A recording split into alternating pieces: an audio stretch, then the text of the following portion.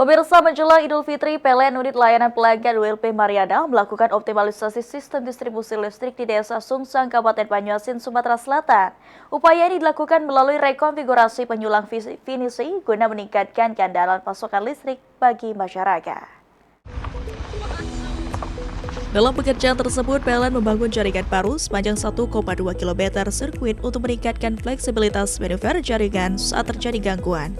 Dengan sistem yang lebih kuat, proses isolasi gangguan dapat dilakukan lebih cepat sehingga pemulihan listrik menjadi lebih responsif.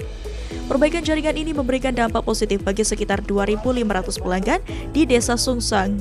Pasokan listrik diharapkan lebih stabil dan kualitas tegangan lebih terjaga untuk mendukung aktivitas masyarakat termasuk sektor perikanan dan usaha kecil. Manajer PLN ULP Mariana Ozi Ramadana mengatakan langkah ini merupakan upaya preventif PLN dalam memperkuat sistem distribusi khususnya di wilayah pesisir yang memiliki tantangan geografis tersendiri.